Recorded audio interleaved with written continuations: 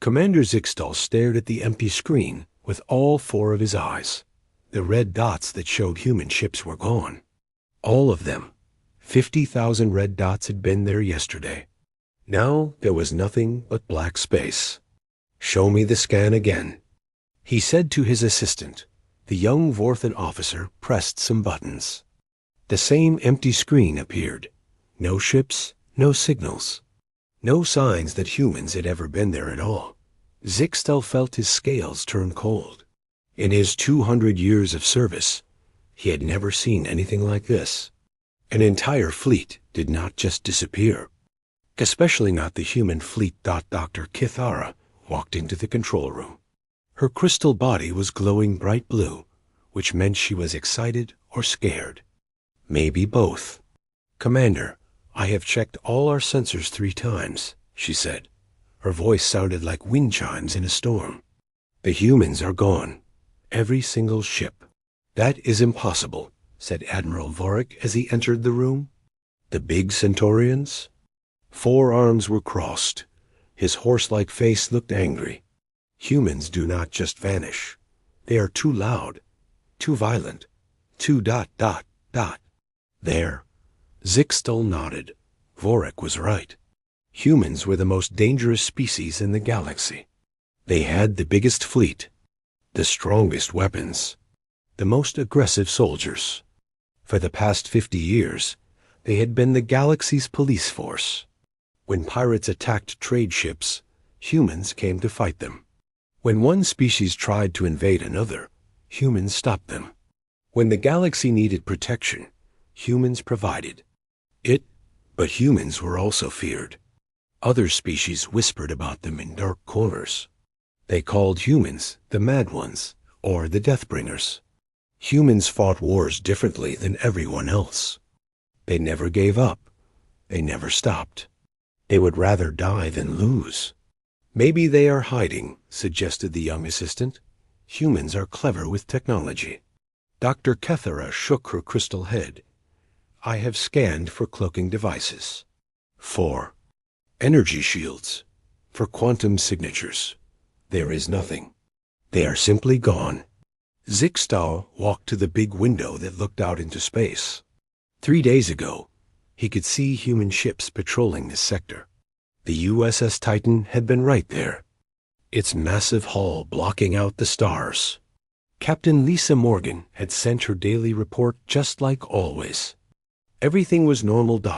And the night shift reported that all human ships had stopped responding to calls. By morning, they were gone.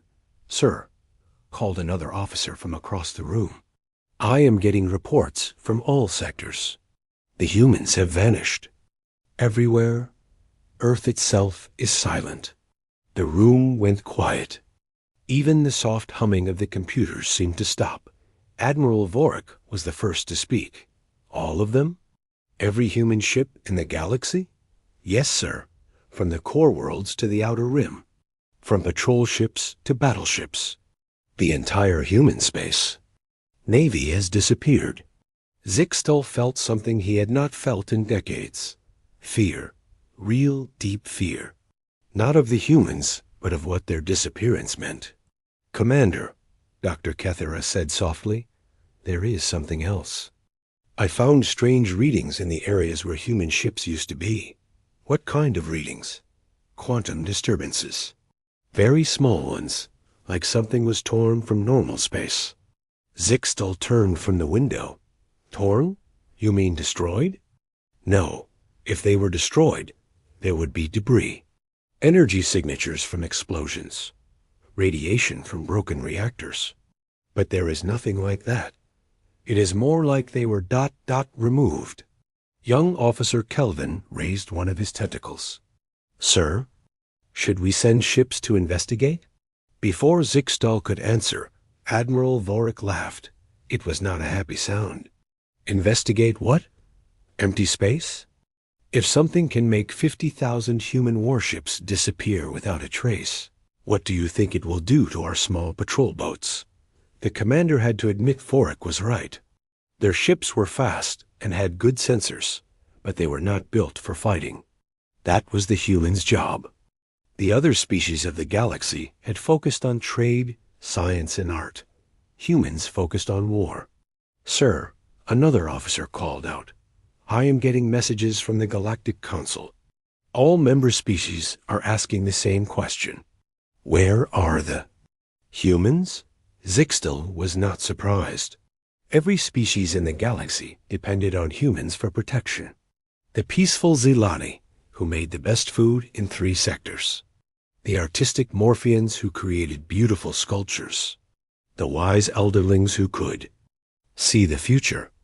All of them had given up military power because humans kept them safe. "What should I tell them?" the officer asked. "Tell them we are investigating," Zixtal said. But he knew they had no real answers. Dr. Kethara moved closer to the commander. Her crystal body was now glowing orange, which meant worry. "Commander, there is something that bothers me," she said quietly. The last transmission from Captain Morgan mentioned unusual readings.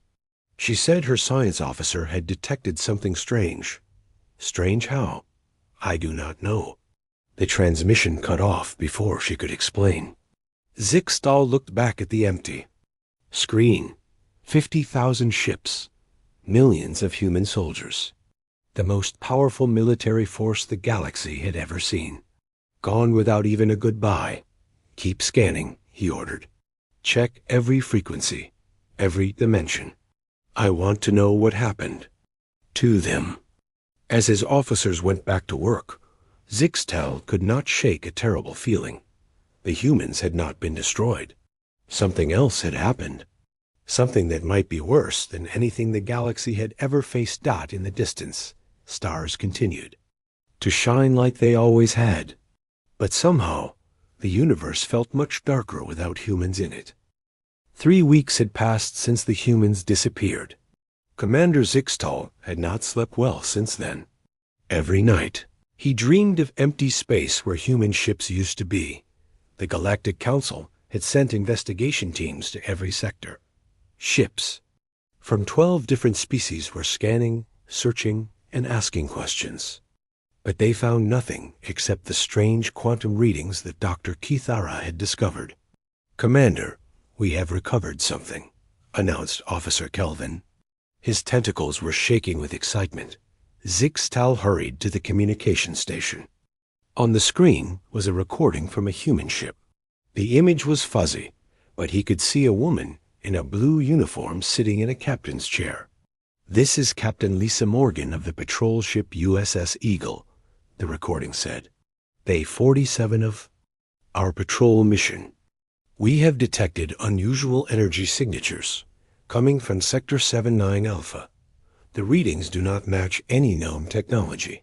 The recording flickered. Captain Morgan looked worried. "Commander Jake Sullivan has ordered all ships to investigate these signals. Our science teams are working around the clock to understand what we are seeing. The energy patterns are unlike anything in our databases." The recording ended abruptly. Dr. Kethara floated closer to the screen. Her crystal body was glowing white, which meant she was thinking hard. "When was this recorded?" she asked. 2 months. Go, Kelvin replied. "We found it in a communication relay station near the border." 2 months, Zixtal repeated. The humans knew something was coming. Admiral Vorik stomped into the room on his 4 legs. His face looked even more angry than usual. "The Trilaxian Empire is blaming us for the humans' disappearance," he announced. "They say we must have attacked them in secret." "That is foolish," Zixtal said. "Our weapons could not even scratch human armor." "I know that. You know that.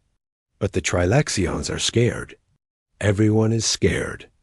Without humans to keep the peace, old enemies are starting to fight again." Zixtal was not surprised. Humans had been the galaxy's police for 50 years. They stopped wars before they started. They protected trade routes from pirates. They kept aggressive species from invading their neighbors. Without humans, the galaxy was becoming dangerous again. "Sir," called another officer, "we have found more recordings." A new image appeared on the screen. This time, it was a man in a military uniform. He had short brown hair and tired eyes. "This is Commander Jake Sullivan, speaking for the combined human fleet," the recording said. "We have confirmed the presence of an unknown force approaching from outside our galaxy. Our long-range sensors show massive energy signatures moving toward inhabited space." Sullivan paused and looked directly at the camera. "This force is unlike anything we have encountered before. It appears to be attracted to advanced civilizations. Every system it has passed through has gone silent." Dr. Ketherow's crystal body started glowing red. Red meant fear. "He is talking about something from outside the galaxy," she whispered. "Something that destroys civilizations." The recording continued. Commander Sullivan looked even more tired. "We have shared this information with the Galactic Council, but they believe our sensors are malfunctioning. They say nothing could threaten the entire galaxy. They are wrong." Zixtal felt his scales turn cold again. The Galactic Council had never mentioned any reports from humans about an outside threat.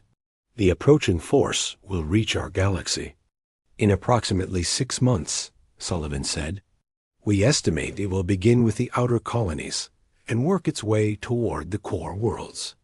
Every species, every planet, everything we have built will be destroyed." The recording flickered again. "Humanity has decided to act alone. We cannot convince the other species to take this threat seriously. We cannot wait for them to understand. By the time they see the danger, it will be too late." Zixtal looked around the room. Every officer was staring at the screen in shock. Sullivan continued speaking. "We are preparing the entire human fleet for a special mission. Every ship, every crew, we know what we must do." The recording ended. The room was silent for a long moment. Finally, Admiral Vorik spoke. "They left to fight something we could not see," he said quietly. "But why did they not tell us?" Asked Officer Kelvin. Dr. Kethara answered. "They tried to tell us." Commander Sullivan said they shared the information with the Galactic Council, but the Council did not believe them. Zixtal felt a terrible weight in his stomach. He remembered the Council meetings from 6 months ago. Human representatives had spoken about strange readings from deep space. They had asked for permission to investigate with the full fleet. The Council had said no. They had called the humans paranoid and war-hungry. "We need to contact the Council immediately," Zixtal said. "If the humans were right about this threat, then the galaxy is in terrible danger," Admiral Vorik finished. "Sir," Officer Kelvin said nervously, "if this unknown force destroyed other civilizations and the humans went to fight it alone, what do you think happened to them?" No one answered. But they all knew what Kelvin was really asking. Were the humans dead? Had they failed to stop the threat? Was the galaxy still in danger? Dr. Kethera moved to her science station and began running calculations. If Commander Sullivan was correct about the timing, the threat should have reached our galaxy by now, she said. But we have not detected any attacks on the outer colonies. Maybe the humans stopped it, suggested Kelvin hopefully. Or maybe it has not arrived yet, Admiral Vorik said grimly. Maybe the humans miscalculated. Zixtal stared at the empty screen where Sullivan's image had been. The human commander had looked so certain, so determined, like he knew exactly what needed to be done. "Find me every human transmission from the past year," Zixtal ordered. "Every report, every message, every piece of data. I want to know exactly what the humans discovered and what they plan to do about it." As his officers rushed to follow orders, Zixtal could not stop thinking about Sullivan's words. Humanity had decided to act alone. They had taken their entire fleet and disappeared into the unknown to fight something the rest of the galaxy refused to believe in. For the first time since the humans vanished, Zixtal began to understand. They had not abandoned the galaxy. They had not been destroyed by enemies. They had left to protect everyone else from a threat too terrible to imagine. But had they succeeded? And what would happen to the galaxy if they had failed? Commander Zixtal stood in the secret archive beneath the Galactic Council building. It had taken him 3 days to get permission to enter this room. Most of the files here were classified at the highest levels. Dr. Keith Ara was scanning through thousands of human documents with her crystal sensors. Her body was glowing a steady blue as she worked. Admiral Vorik was reading physical reports that humans had submitted to the Council over the past year. Here, Vorik said suddenly, a report from Admiral Karen Hayes, submitted 8 months ago. Zixtal looked at the document. It was marked with red symbols that meant urgent and galaxy-wide threat. Admiral Hayes reported detecting massive energy signatures from outside the galaxy. Vorik read aloud. She estimated the approaching force would reach inhabited space within 1 year. She requested immediate authorization to investigate with a full battle group. What was the Council's response? Dr. Kethera asked. VORIK flipped to the next page. Request denied. Reason given. Insufficient evidence. Recommendation. Humans should focus on their assigned patrol duties instead of looking for imaginary threats. Zixtal felt sick. The Council had ignored the humans' warnings. They had treated Earth's most experienced military leaders like children seeing monsters in the dark. Commander, I have found something else, Dr. Kethara announced. She was projecting a hologram of what looked like a star map. This is from Admiral Hayes' personal logs. Look at this. The hologram showed the edge of their galaxy.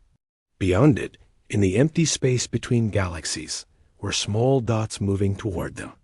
Those dots represent the unknown force, Dr. Kethara explained. Admiral Hayes tracked their movement for months. They were definitely coming toward us. How big is this force? Zixtal asked. According to Hayes' calculations, each dot represents something larger than our biggest space stations. And there are hundreds of them. Admiral Vorik set down his report. No wonder the humans were worried. This force could destroy entire star systems. Zixtal studied the hologram more carefully. The dots were moving in a perfect formation, like ships in a fleet, but these were not ships. They were something else entirely. Dr. Kethara, show me the path these objects were taking. The crystal scientist adjusted the hologram. A red line appeared, showing where the unknown force was heading. It led directly to the most populated part of their galaxy, where billions of beings lived and worked. They were not just passing through, Zixtal realized. They were coming here on purpose. But why? Asked Vorik. What would beings from another galaxy want with us? Dr. Kethera pulled up another file. I found a research report from Major Steve Collins. He was studying the energy signatures from the approaching force. Listen to this. A recording began. To play. It was a man's voice, speaking quickly and excitedly.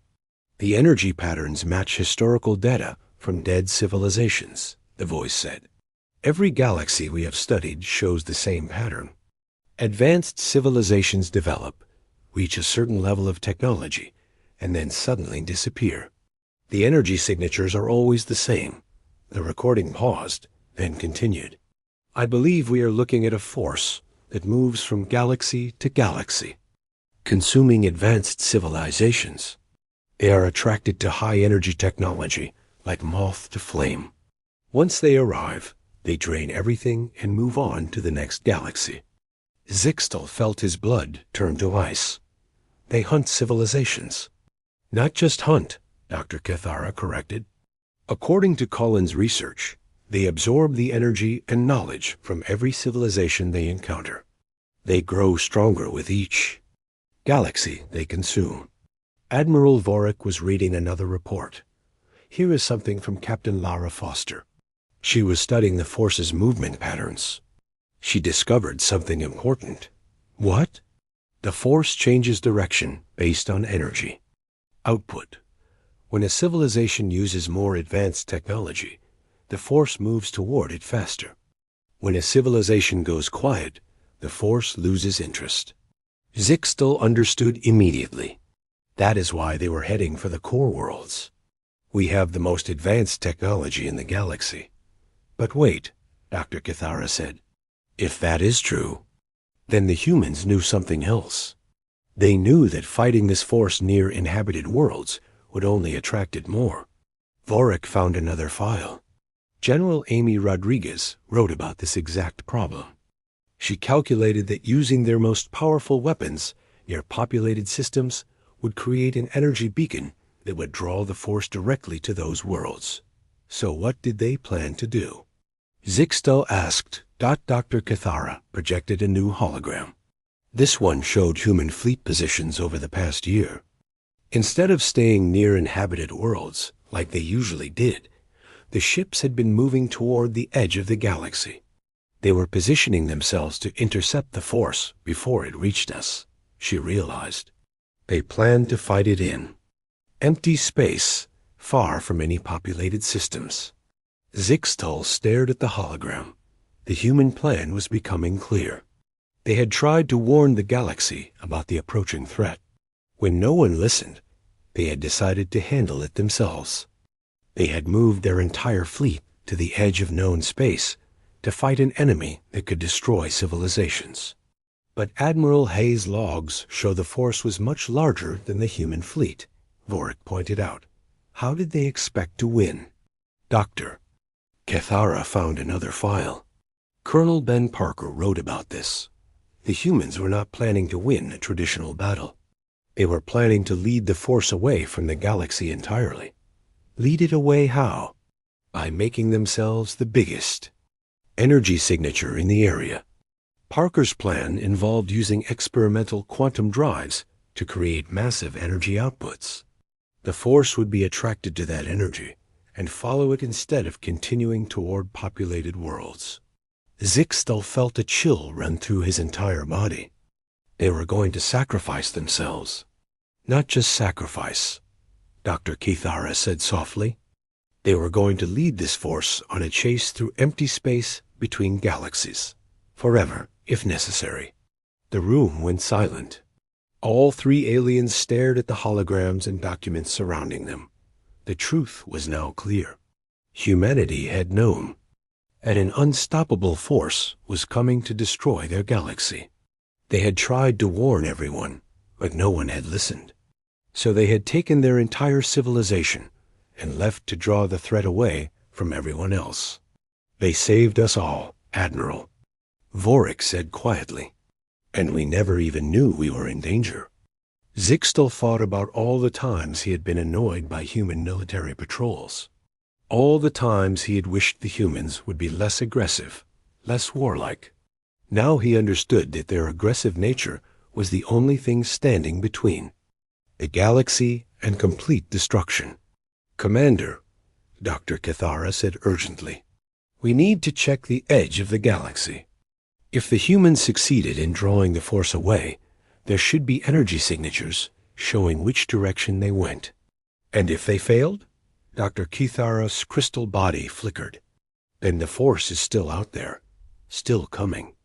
And we have no way to stop it. Zixtal activated his communication device. This is Commander Zixtal to all Council ships.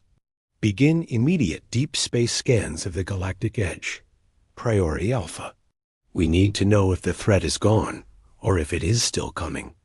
As orders went out across the galaxy, Zixtal looked at the human documents one more time. 50,000 ships.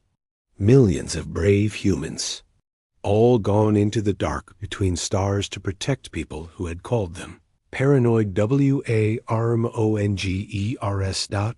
The galaxy owed humanity a debt that could never be repaid. The emergency session of the Galactic Council was unlike anything Commander Zixtal had ever seen. Representatives from every major species filled the great hall. The air was thick with fear and tension. Zixtal stood at the central podium, holding the evidence his team had discovered. Behind him, Dr. Kethara was preparing holographic displays that would show the truth about humanity's disappearance. Honored representatives, Zixtal began, we have discovered why the human fleet vanished. The truth is more serious than any of us imagined. A murmur went through the crowd. The Trilaxian ambassador raised one of his 6 arms. Commander, we have heard rumors about some external threat. Surely you do not expect us to believe in invisible enemies from beyond the stars? Zixtal nodded to Dr. Kethara. The first hologram appeared above the assembly. It showed the energy signatures that Admiral Hayes had detected months ago. This is real data from human sensors, Zixtal said. An extragalactic force was approaching our galaxy. The humans tried to warn us 8 months ago. We ignored them. The hall erupted in angry voices. Species representatives shouted over each. Some denying the evidence, others demanding to know why they had not been told sooner. Chancellor Mordak of the Vegan Confederation stood up. His blue skin was dark with anger. Are you suggesting that we are responsible for humanity's disappearance? I am suggesting that humanity saved us all, Zixtal replied firmly. And they did it alone because we refused to help them. Dr. Kethara activated the next hologram. This one showed the path the unknown force had been taking toward the galaxy's core worlds. The approaching entities consume advanced civilizations, she explained. They are attracted to high-energy technology. Every populated world in our galaxy would have been destroyed. Admiral Vorik stepped forward from the audience. We have found detailed records of humanity's plan. They moved their entire fleet to intercept this force before it could reach inhabited space. A new voice rose from the crowd. It was Ambassador Yelena's of the Andromedan Collective. Even if this threat was real, what could 50,000 human ships do against a force that destroys entire galaxies? Zixtal had been waiting for this question. Dr. Kethara, show them General Rodriguez's final transmission. The hologram changed to show a human woman in military uniform. She looked tired but determined. When she spoke, her voice was steady and strong. This is General Amy Rodriguez, speaking for the United Earth Defense Force, the recording said.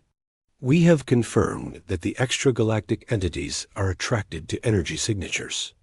The larger the signature, the stronger the attraction. The general paused and looked directly at the camera. Our plan is simple. We will use experimental quantum drives to create the largest energy signature in this part of space. The entities will be drawn to follow us instead of continuing toward populated worlds. Another pause. We know this is a one-way mission.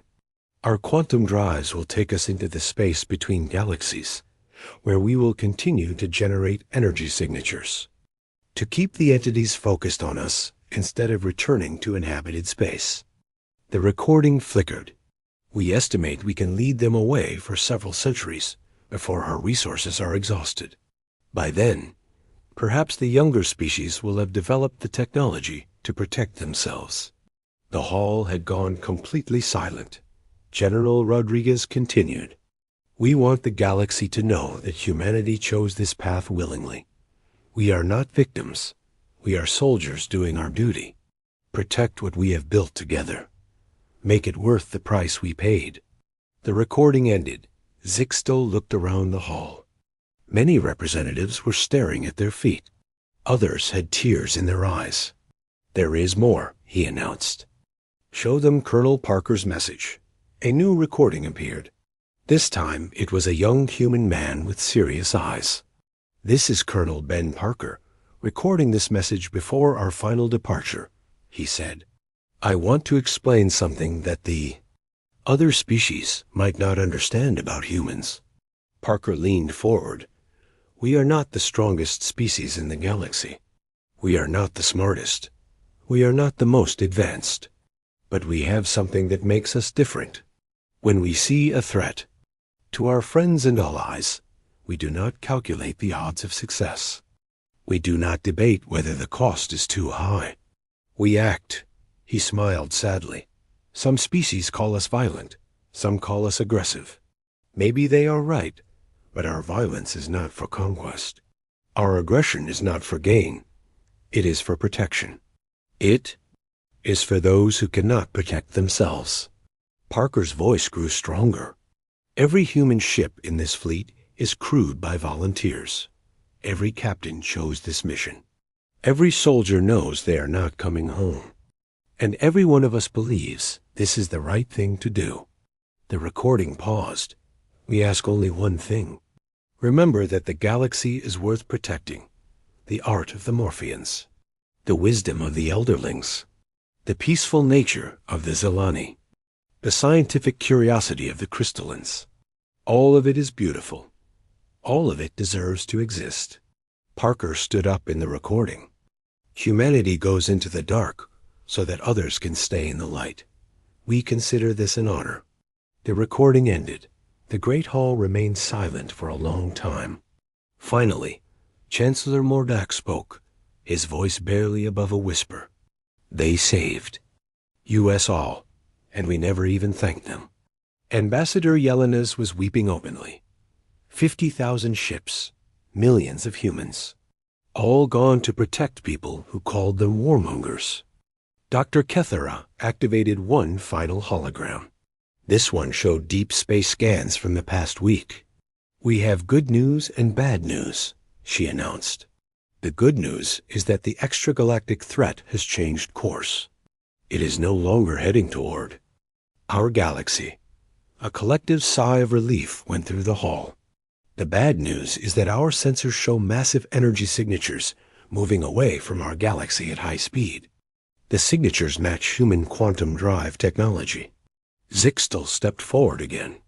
"The humans succeeded in drawing the threat away, but they are still out there, somewhere in the space between galaxies, leading an enemy force that could destroy civilizations." Chancellor Mordak stood up slowly. "What can we do? How can we help them?" "We cannot," Dr. Kethera said sadly. "They are too far away, beyond the reach of our fastest ships, beyond the range of our strongest communications." Admiral Vorik spoke from the audience, "But we can honor their sacrifice. We can make sure their heroism was not wasted." Zixtel nodded. "Humanity gave us the greatest gift possible. Time. Time to prepare. Time to grow stronger. Time to become worthy of their sacrifice." As the representatives filed out of the hall, Zixtal remained at the podium. He thought about Captain Morgan and Commander Sullivan, about Admiral Hayes and General Rodriguez, about Colonel Parker and all the other humans who had disappeared into the dark. They had not vanished without a trace after all. They had left behind something more valuable than any monument or memorial. They had left behind a galaxy that was still alive, still free, still full of hope. But they had also left behind a terrible responsibility. The galaxy now had to prove that humanity's sacrifice had been worth making. 6 months had passed since the Galactic Council learned the truth about humanity's disappearance. Commander Zixtel stood on the observation deck of the new memorial station, looking out at the stars where human ships used to patrol. The galaxy had changed in ways he never expected. Species that had been enemies for centuries were now working together. The Trilaxians and Vegans had ended their border disputes. The Andromedan Collective had opened their trade routes to everyone. The peaceful Zelani had started building their own defense ships for the first time in their history. "Commander," Dr. Kethera called from behind him. Her crystal body was glowing a soft green, which meant contentment mixed with sadness. "The memorial is ready for the dedication ceremony." Zixtal turned to look at what they had built. The memorial was not just a monument.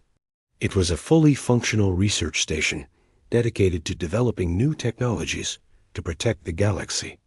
Every species had contributed their best scientists and engineers. "Any word from the deep space monitors?" he asked. "Nothing new. The quantum signatures are still moving away from our galaxy. The humans are still out there, still leading the threat away from us. Zixtal nodded. They had been tracking the energy signatures for months. The human fleet was now so far away that it took weeks for their signals to reach the monitoring stations. But the signals were still there, still moving steadily into the empty space between galaxies.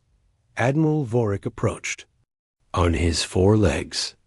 He was now the head of the new Galactic Defense Force, a military organization that included volunteers from every member species.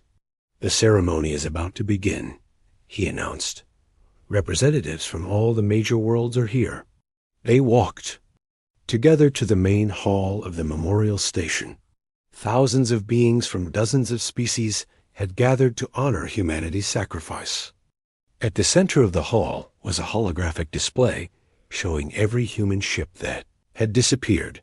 Chancellor Mordok stepped up to speak first. His blue skin looked pale, but his voice was strong. 6 months ago, we thought humanity had abandoned. US, he said. We were wrong. They did not abandon us. They saved us. The crowd listened in respectful silence. Today we dedicate this memorial not just to remember what humanity did, but to continue their mission. We will protect this galaxy. We will make their sacrifice meaningful. As the Chancellor spoke, Dr. Cathara was monitoring the deep space sensors. Suddenly, her crystal body started flashing urgent orange. Commander, she whispered urgently, I am detecting something unusual. Zixtal moved to her station. What is it? A new signal, very faint, coming from the direction where the human fleet disappeared. Is it the same quantum signature? No, this is different. It is. It is a communication signal. Zixtal felt his heart skip. A message? From the humans? Dr. Kethera worked frantically to clean up the signal. It will take time to decode. The signal is very weak and distorted by distance. The ceremony continued around them, but Zixtal could not focus on the speeches. If the humans were trying to communicate, it could mean many things. Maybe they had found a way to stop the threat permanently. Maybe they were in trouble and needed help. Or maybe it was their final goodbye. After 2 hours of work, Dr. Kithara finally managed to decode the message. It was a video recording, but the image was fuzzy and broken. This is Commander Matt Thompson of the Human Deep Space Fleet, the recording said. The man looked older and more tired than any human Zixtal had ever seen. If you are receiving this message, it means our communication relay is still working. The recording flickered and jumped. We have been successful in leading the extragalactic entities away from inhabited space. They continue to follow our energy signatures as we move deeper into the void between galaxies. Commander Thompson paused and looked off camera. Our situation is stable for now, but we cannot maintain this indefinitely. Our resources are limited.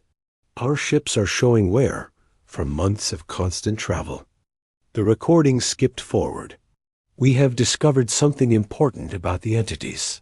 They are not truly alive in the way we understand life. They are more like ... machines, ancient machines that have been consuming galaxies for millions of years.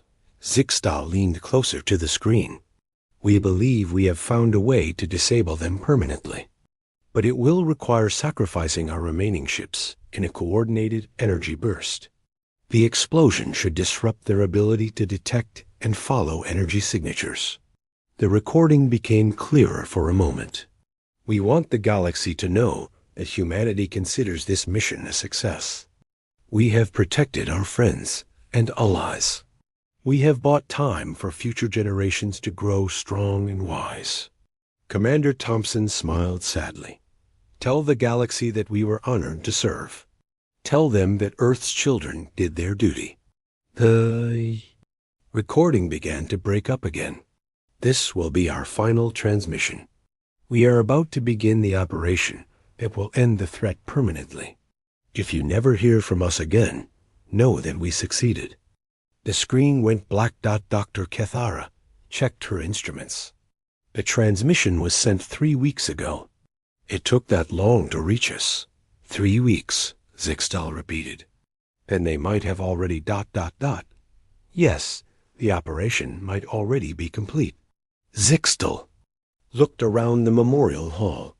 The ceremony was ending, and beings from across the galaxy were placing remembrance items at the base of the human monument. They had no idea that humanity might have just made the ultimate sacrifice to end the threat forever. Dr. Kethara, keep monitoring for any signals from that direction.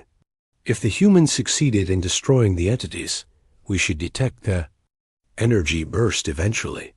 And if we do not detect anything, then we will assume they succeeded anyway. That is what they would want us to believe. Admiral Vorik approached them. Commander, there is something else. Captain Lavra Foster sent a message just before the human fleet disappeared. We found it in a time-delayed communication beacon. He handed Zixtal a data pad. The message was short but clear. To our friends and allies across the galaxy, do not mourn for us. We go to the stars not in sorrow, but in hope. We carry with us the memory of every world we have protected, every species. We have served alongside every friend we have made among the stars.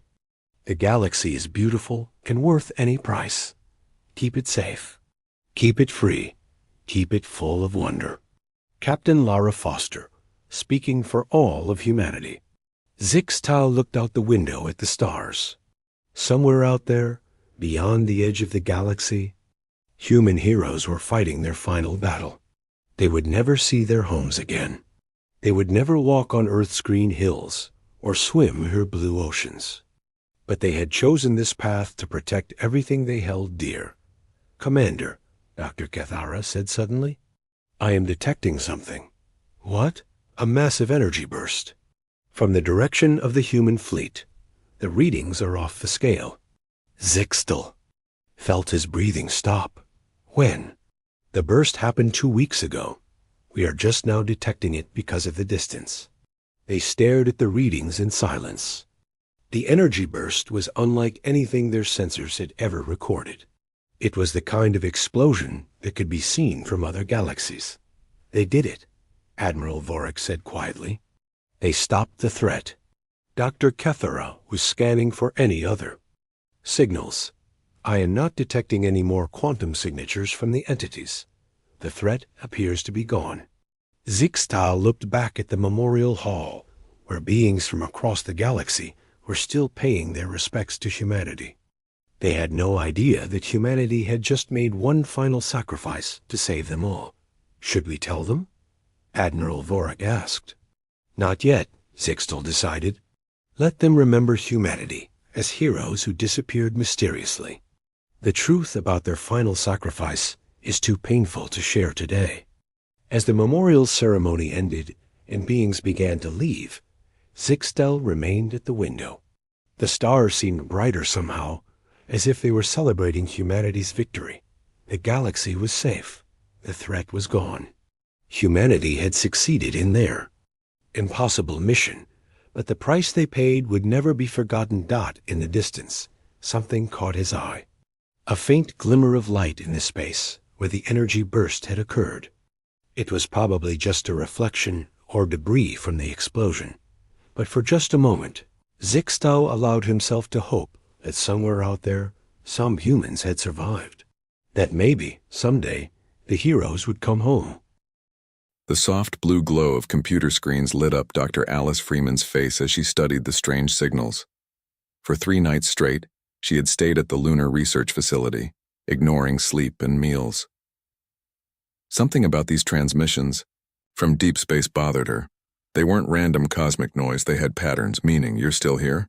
Commander Joe Phillips entered the lab carrying 2 cups of coffee. His Earth Defense Force uniform looked crisp despite the late hour. Thought you might need this. Alice accepted the coffee gratefully. These signals are getting stronger, and I'm convinced they're artificial. Joe leaned over her shoulder, studying the wavelength patterns on her screen. Any idea what they're saying? Not exactly, but they're coming from the direction of Outpost 11, and the outpost itself has gone silent. She pushed her red hair back from her face. Joe, I think it's a warning. Joe's expression darkened. Outpost 11 was humanity's furthest reach into space, a scientific station with 87 people aboard. His friend Sam had been stationed there as security chief. I'll notify Admiral Carter. If Outpost 11 is in trouble, we need to investigate. He squeezed her shoulder gently. Good work, Alice. 3 days later, Joe stood beside Admiral Frank Carter on the bridge of the EDS Defender, Earth's flagship. The Admiral was a tall man with dark skin and gray speckled hair who commanded respect with just a glance. Still nothing from Outpost 11, sir, reported Communications Officer Diane Lowry. And the strange signals Dr. Freeman detected have stopped completely. The Admiral nodded grimly. Keep trying. Commander Phillips, what's the status of our fleet? All 15 ships. In position, sir. Defense grid at full power. Joe checked his tablet. Mars Colony and Venus Station are on high alert. My wife Megan reports that New Washington Colony has activated their shield dome as a precaution. Joe tried to hide his worry. Megan and their 5-year-old son lived on Mars while he served with the fleet. He had tried to call them earlier, but the communications had been spotty. Sir? Diane's voice rose with urgency. Multiple objects approaching from beyond Saturn's orbit. They're moving at... That can't be right. She looked up, face pale. If these readings are correct, they'll reach Mars in less than 20 minutes. Admiral Carter straightened. Identification? Unknown design, sir. Nothing matching our records. Count is 47 vessels, all larger than this ship.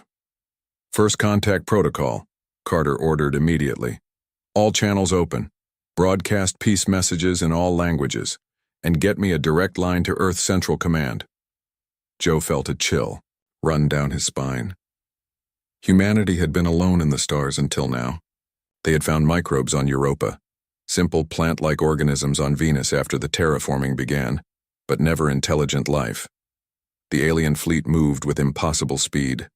Before Earth's ships could intercept, before the Admiral's peace messages could be acknowledged, the first attack came. New Washington Colony on Mars erupted in flames visible from space. No! Joe screamed, watching the live feed from Mars orbit. The colony's shield dome shattered like glass under the aliens' weapons. 50,000 people lived there. His family was there. Admiral Carter gripped the command rail. All ships, defensive positions. Get civilians evacuated from outer colonies now. He turned to Joe. Commander, I need you focused. There's nothing you can do for Mars right now. Joe fought back tears, straightening his shoulders. Yes, sir. The aliens' message came an hour later, after 3 more colonies were destroyed. They called themselves the Arcturian Collective, an alliance of species who had watched humanity's expansion with growing concern. Their spokesperson, a tall being with pale blue skin and large, multifaceted eyes, spoke perfect English. Our predictive models show with 98.7% certainty that unchecked human expansion will threaten galactic stability within 1 century, the alien stated coldly. Your species' rapid technological development, combined with your biological aggression, patterns creates an unacceptable risk. The collective has voted. You will be contained. Admiral Carter tried to negotiate. We mean no harm to any species. We are peaceful explorers. Your history contradicts this claim. The Arcturian interrupted. We have studied your wars, your destruction of your own planet's ecosystems. The decision is made. The battle that followed wasn't really a battle at all. It was a slaughter. Earth's fleet, humanity's pride, lasted less than 2 hours against the Arcturian weapons. Admiral Carter ordered evacuation after the 7th ship fell. Get to the escape pods, he told Joe, blood running down his face from a head wound. Someone needs to warn Earth. Not without you, sir, Joe insisted, helping the injured admiral through the burning corridor. That's an order, Commander, Carter growled as the ship shuddered around them. Meanwhile, on Titan, Saturn's largest moon, engineer Samantha Wells watched in horror as the research base was evacuated. 2 minutes until transport launches, announced the base AI. All personnel must report to Docking Bay 3. Samantha hesitated at her workstation. On her screen sat the data she'd been collecting on unusual energy signatures from the outer system. Data that might now explain how the aliens had approached undetected. Data that might help Earth fight back. "Wells, move it!" her supervisor shouted from the doorway. "1 second," she called, quickly transferring the files to a portable drive. This might be humanity's only chance. The transport barely escaped as the Arcturian ships destroyed Titan Base. Watching from the viewport, Samantha clutched the data drive. "They'll pay for this," she whispered. "I'll make sure of it." On Earth, in Miami, Paul Hernandez was walking his dog when the sky lit up with emergency broadcasts. Neighbors poured into the street, faces illuminated by their phones as news spread of the attack.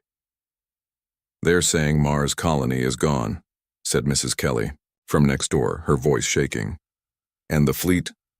Paul's sister was on the EDS Defender. He tried calling her but couldn't get through.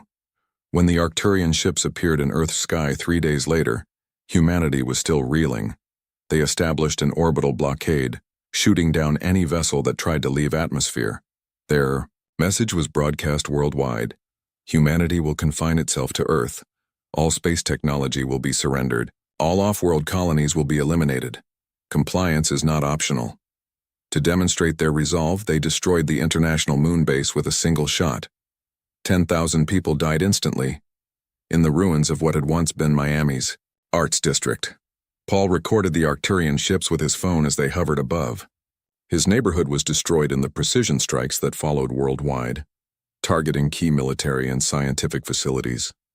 Paul's footage, showing the calm before destruction, and then the blinding flash that claimed everything he knew, would later become humanity's rallying cry. Humanity had been judged, attacked, and defeated in less than a week. But in bunkers and shelters around the world, as survivors gathered and grieved, something else was building. Rage, determination, and the first sparks of a plan for vengeance that would one day shake the stars themselves. 5 years passed. Earth changed under Arcturian rule.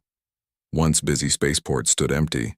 Skies once filled with satellites and shuttles now showed only the alien ships that enforced the blockade. People learned to live with less food, less power, less hope. But underground, beneath the ruins of Rocky Mountain Command Center, humanity prepared to fight back. Admiral Frank Carter studied the holographic map of the solar system. His face carried new scars from the initial attack, and his left arm had been replaced with a simple prosthetic. Earth no longer had the resources for better ones. Around the table stood the other members of the Resistance Council. "The Arcturians have reduced their patrol ships near Saturn," he said, pointing to the display. "They think we're beaten. That works in our favor." Dr. Alice Freeman nodded. The past 5 years had hardened her. She rarely smiled now, focusing instead on the work that might save them all. "My team has made progress," she said. "We've reverse-engineered parts of the communication device from the crashed Arcturian scout ship. We can listen to their transmissions, now though we can't decode all of them yet." Samantha Wells, now chief engineer of the Resistance, pulled up her own data. The former Titan base engineer had escaped with crucial information that gave humanity its first real chance. The Arcturians use quantum entanglement for instant communication across the system, she explained in simple terms. "But we've found a pattern to their encryption. Alice's team can decode about 30% of their messages now." Kate Martinez, who had once been a simple radio host in Chicago before the invasion, spoke next. "My network has grown. We now have people in every major settlement reporting Arcturian movements." Her underground broadcasts kept hope alive among the scattered human survivors. Commander Joe Phillips entered the room late. He looked older than his years, grief and determination etched into his face. Since losing his family on Mars, he had become the Resistance's most effective field leader. "Sorry I'm late," he said. "My team just returned from the Aberdeen raid." Carter nodded. "Report." "We hit their supply depot and got out clean. Minimal casualties." Joe placed a small device on the table. "And we found this." Alice picked it up, curiously. What is it? Some kind of data core. It was in a secure container. Must be important. Alice's eyes lit up. I'll get it to the lab right away. 3 days later, the council met again. Alice could barely contain her excitement.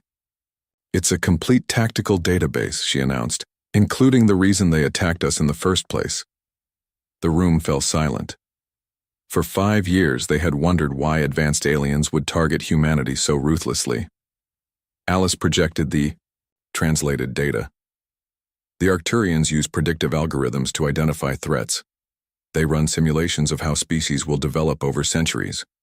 According to their models, humanity would have become unstoppable within 100 years. They saw us as a future threat and decided to eliminate us before we could challenge them. So they attacked us for something we hadn't even done yet? Kate asked, disgusted. Yes. But that's not all. Alice continued. The collective isn't as united as they want us to believe. Several member species opposed the attack on Earth. They argued that the predictive models were flawed or that preemptive genocide violated their ethical codes. Admiral Carter leaned forward. If the collective is divided, we can exploit that. Joe studied the data. There's something else here, fleet movements, patrol schedules, and look at this, the location of their command vessel. The hologram showed a massive ship in orbit around Jupiter, bigger than anything humanity had ever built. That ship coordinates the entire blockade, Samantha said. If we could disable it. Joe's eyes narrowed. Then we might have a chance to break free. The next week saw frantic activity in the hidden bases around Earth. In her lab, deep beneath what had once been Denver, Alice worked with her team to develop what she called the Blackout Protocol. It's a virus, she explained to Joe as they shared a rare cup of real coffee, designed to temporarily disable their quantum network. If it works, they won't be able to communicate for about 20 minutes. That's our window then, Joe said. 20 minutes to strike. Across the globe in Australia's outback, Samantha supervised the modification of mining ships that had been hidden from the Arcturians. The aliens had destroyed military vessels but overlooked the industrial ones, thinking them harmless. We've adapted the hulls to absorb scanner frequencies, she told Eric Davidson, a former Special Forces operative who had lost his family on Mars. They won't see us coming until we're right on top of them. Eric ran his hand along the ship's dark metal surface. What are we calling them? Samantha smiled grimly. Stealth ships, not very creative, but accurate. And they'll get us to Jupiter? If Alice's calculations are correct? One way at least. In what remained of London, Kate Martinez broadcast her coded messages to sleeper cells worldwide. Her voice, transmitted through old radio equipment, reached survivors everywhere. When the North Star aligns with the broken tower, remember your promise, she said. A poetic way of setting the date for the coordinated uprising. Lisa Chen, the tactician who had predicted the initial Arcturian attack but hadn't been heeded, now planned the ground operations. Her small frame moved with quiet efficiency as she marked targets on physical maps. They couldn't risk digital plans the aliens might intercept. We need to hit these power relays simultaneously, she told her team of resistance fighters. The Arcturians will respond to the closest threats first. That creates our diversion. Back in the Rocky Mountain headquarters, Admiral Carter and Commander Phillips finalized Operation Prometheus. They named it after the figure from human mythology who stole fire from the gods and gave it to humanity. It's a one-way mission for most of us, Carter said quietly. You understand that? Joe nodded. I volunteered knowing that. We'll need a ground commander for the Jupiter assault. Someone who can make decisions when communications go dark. I'll lead it, Joe said without hesitation. I've been waiting 5 years for this chance. Carter looked at his friend. This won't bring them back, Joe. I know. But it might save everyone else. Joe's voice was steady, and I made a promise at their memorial. I intend to keep it. The night before the operation, the base was quiet. In his quarters, Joe held the only photo he had managed to save, Megan and their son laughing on a sunny day in Mars Colony's dome. Garden. He touched their faces gently. Tomorrow, he whispered. In labs and hangars around the world, final preparations were made. Alice loaded her virus onto portable drives. Samantha ran final diagnostics on the stealth ships. Kate recorded the message that would signal the beginning of humanity's last desperate stand. Admiral Carter couldn't sleep. He stood in the command center, looking at the faces of his people, tired, determined, ready to risk everything. He had led them through 5 years of occupation and suffering. Tomorrow would decide if humanity would remain caged on Earth forever, or take back their place among the stars. The countdown to Operation Prometheus had begun. Dawn broke over a world holding its breath. In resistance bases across the globe, men and women prepared for what might be humanity's final stand. They moved with quiet purpose, checking weapons, securing equipment, saying goodbye to loved ones. At Rocky Mountain Command, Admiral Carter addressed the gathered team leaders. His voice was steady, his scarred face solemn. Today we execute Operation Prometheus. Today we remind the Arcturians and ourselves that humanity will not be caged. He looked at each face in turn. Some of us won't return. But if we succeed, our children might have stars to explore again. Joe Phillips checked his gear one last time. The stealth ship Vengeance waited in the hidden hangar, loaded with the strike team and Dr. Freeman's virus. Joe would command the mission to the Arcturian command vessel orbiting Jupiter. Alice approached him, holding a small device. The blackout protocol is ready. This needs to be connected directly to their main communication hub. She hesitated. There's something else. A second program. Joe looked at her questioningly. I call it the Truth Protocol. It will release all the data about humanity. The real data, not their manipulated predictions, throughout their network. If we can't win by force, maybe we can win with truth. Joe took the device and secured it in his chest pocket. I'll make sure it gets where it needs to go. Across the hangar, Eric Davidson checked weapons with his team. The former Special Forces soldier would lead the boarding party once they reached the command vessel. Remember your training, he told his people. The Arcturians have better tech, but we have surprise and motivation. Hit fast, stay together. Lisa Chen reviewed the tactical plan with her officers. As ground coordinator, she would direct the worldwide distractions to pull Arcturian attention away from the stealth launch. Timing is everything, she reminded them. Each target must be hit exactly as scheduled. Not a minute early, not a minute late. At the communications center, Kate Martinez prepared to broadcast the coded message that would trigger the global uprising. She took a deep breath, thinking of the millions who would risk their lives when they heard her voice. Ready when you are, Admiral, she said into her headset. Admiral Carter checked the mission clock. Launch in 30 minutes. All teams to positions. Samantha. Wells made final adjustments to the stealth ship's systems. Her hands moved confidently over the controls, recalibrating the scanner-absorbing technology one last time. These will get you there, she told Joe. The rest is up to you. Joe nodded. Thank you, Sam, for everything. Just make them pay, she replied simply. The mission clock counted down. 20 minutes. 10 minutes. 5. Admiral Carter gave the final order. Begin Operation Prometheus. Kate's voice went out across hidden radio frequencies worldwide. The North Star aligns with the broken tower. Remember your promise. Across Earth, resistance fighters sprang into action. In what remained of Paris, explosives destroyed Arcturian power relays. In Cairo, rebels attacked alien patrol units. In Tokyo, Seoul, and 100 other cities, carefully planned distractions drew Arcturian attention planetside. The aliens responded, exactly as Lisa had predicted, deploying their forces to deal with the closest threats first.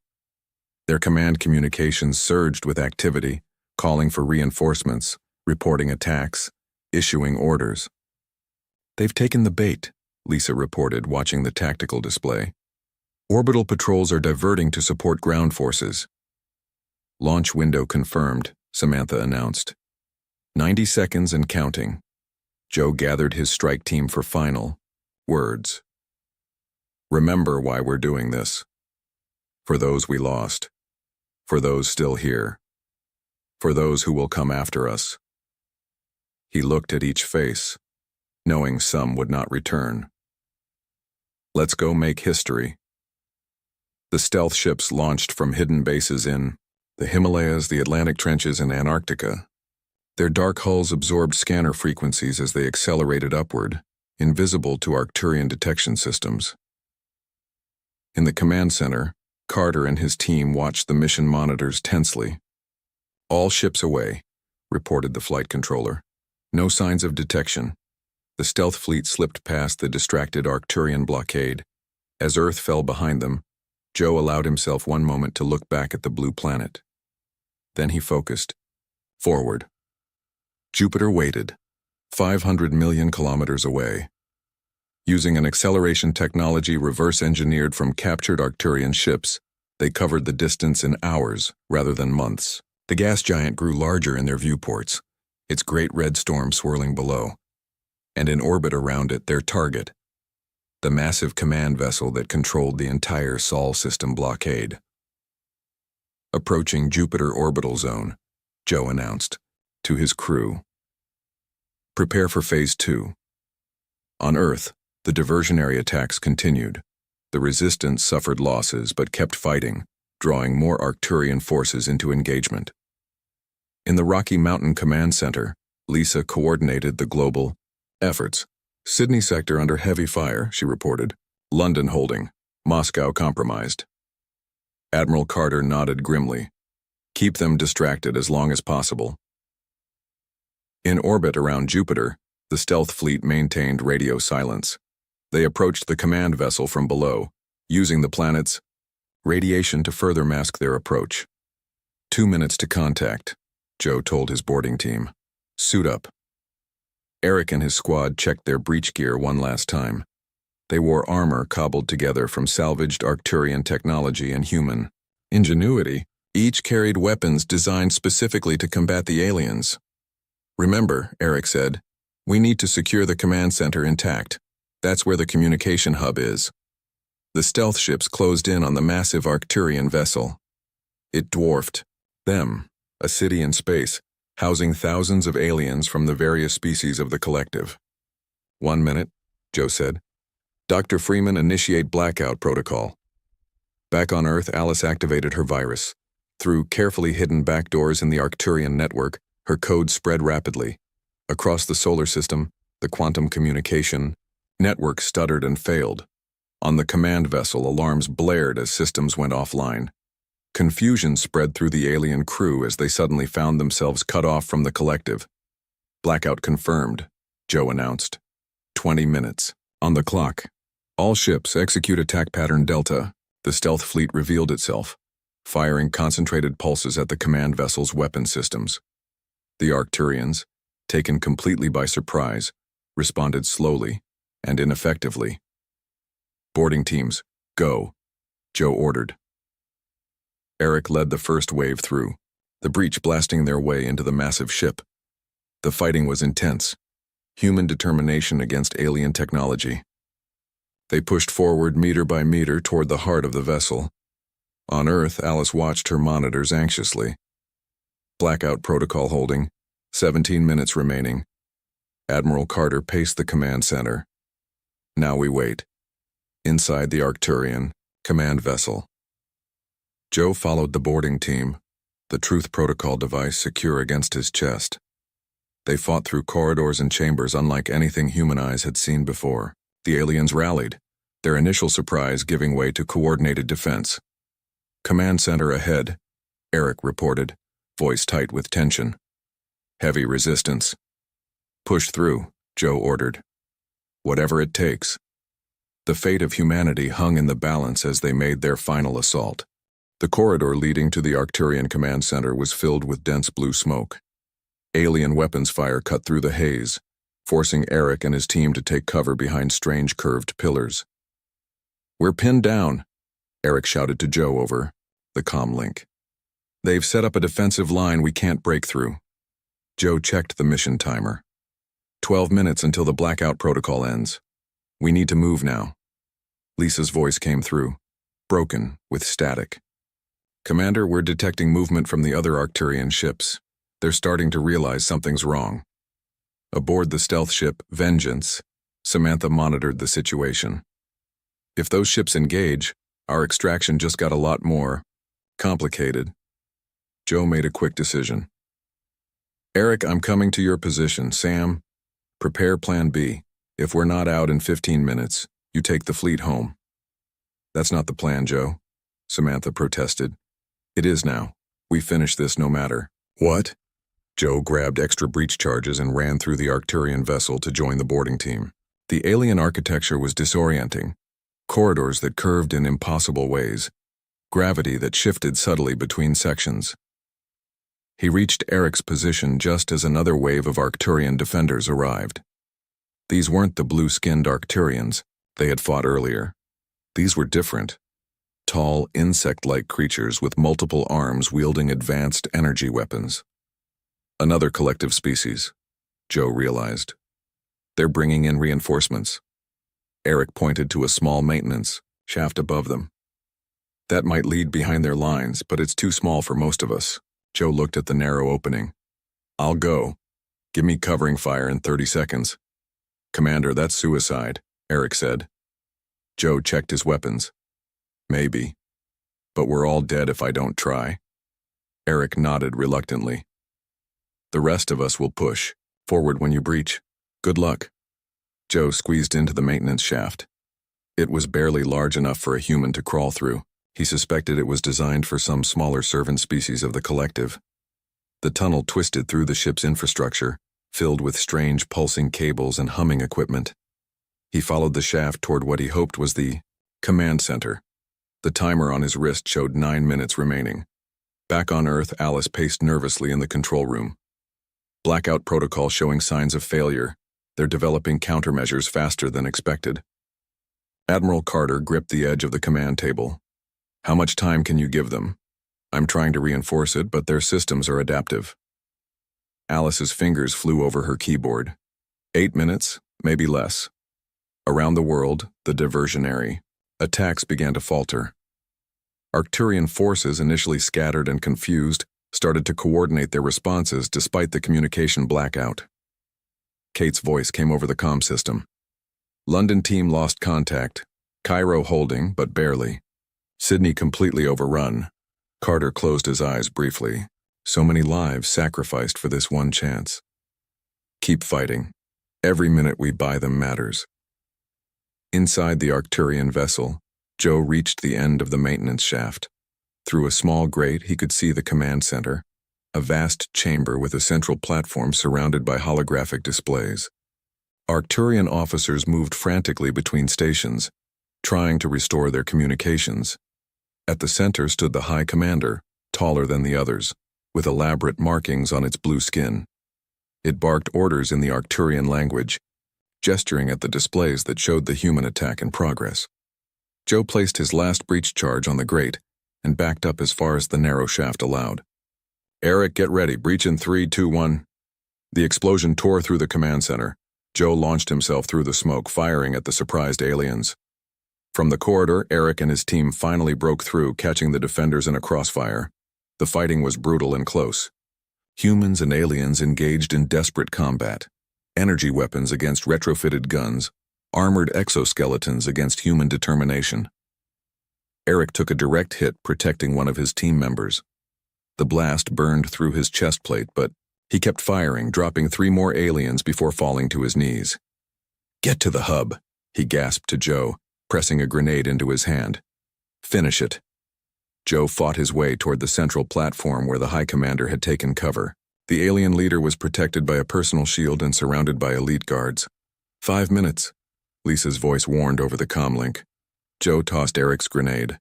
The explosion shattered the shield generator, leaving the High Commander exposed. The alien drew a ceremonial weapon, a curved blade that hummed with energy. Your species will die here, it said in perfect English. We're already dead, Joe replied, raising his gun. You made sure of that 5 years ago. Now it's your turn. The High Commander was faster than Joe expected. It dodged his shot and closed the distance, slashing with its energy blade. Joe felt searing pain as the weapon cut across his side, burning. Through his armor, he stumbled backward, dropping his gun. The wound wasn't fatal, but it was deep. The High Commander advanced for the killing blow. Mars, Joe whispered, thinking of his family. Then something shifted inside him. A final surge of rage and determination. For Mars. Joe lunged forward, surprising the alien. They crashed together onto the central platform. The High Commander's blade came down, missing Joe's throat by centimeters and embedding itself in the control panel. Systems sparked and failed around them as Joe grappled with the much stronger alien. The creature's multiple eyes glared with hatred as its hands closed around Joe's throat. With his remaining strength, Joe reached into his chest pocket and pulled out Alice's device, the Truth Protocol. As the alien choked him, Joe slammed the device into the still-functioning part of the control panel. "Game over," he gasped. The device lit up, connecting to the ship's systems. The High Commander realized what was happening and released Joe, trying desperately to remove the device. Too late. Throughout the command center, all displays changed at once. Data flowed across every screen, the true information about humanity, not the manipulated predictions that had justified genocide. The real history, culture, art, and potential of the human race spread through the ship's network, and then beyond. As the blackout protocol failed and communications were restored, the Truth Protocol rode the reopened channels, spreading to every collective vessel and outpost in the system. "What have you done?" the High Commander demanded, backing away from the platform. Joe pulled himself upright, pressing a hand to his bleeding side.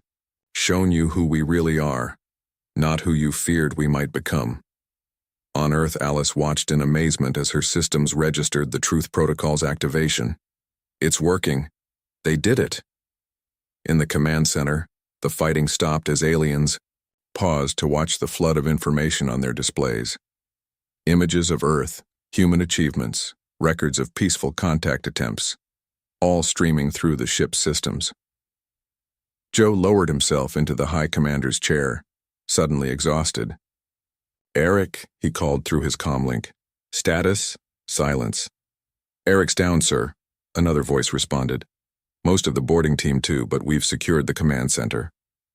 Joe nodded, though no one could see him. "Tell Samantha to stand by for extraction. We're not done yet." The battle for humanity's future had entered its final phase, with truth as the ultimate weapon. 3 days after the battle at Jupiter, Admiral Carter stood in the ruins of what had once been the United Nations building in New York. Beside him were representatives from every surviving human settlement. They watched as an Arcturian shuttle descended from the clouds. "Are we sure about this?"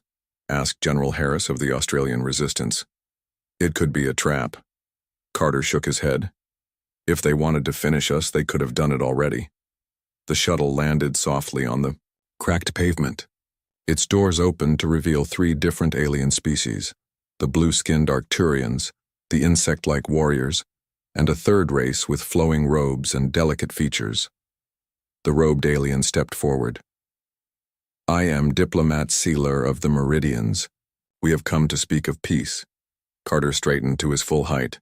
"We're listening." Aboard the medical ship returning from Jupiter, Joe Phillips woke from surgery. His side was bandaged where the High Commander's blade had cut him. Samantha Wells sat beside his bed. "Welcome back," she said with a tired smile. "You've been out for 2 days." Joe tried to sit up. "The mission?" "Success. Better than we hoped." She handed him a tablet. The Truth Protocol did more than show them who we are. It revealed corruption within the collective leadership. Apparently, several species had been manipulated with false data, not just about us. Joe studied the information on the screen. 3 species have broken away from the collective. The Meridians, the Teltari, and the Vox. They were already suspicious. Your evidence gave them the push they needed. Samantha helped him sit up. The Meridians are negotiating with Admiral Carter right now. And the blockade? Partially lifted. Some Arcturian hardliners are still fighting, but they've lost support from the rest of the collective. Joe closed his eyes briefly. "Eric? The boarding team?" Samantha's expression grew somber. "Eric didn't make it. 4 others from the boarding team survived. They're recovering on the other medical ships." Joe nodded silently. So many lost. He thought of Eric's quiet determination, his sacrifice to ensure the mission succeeded. It was worth it, he said finally. They would think so too. At the conference in New York, the discussions continued for hours.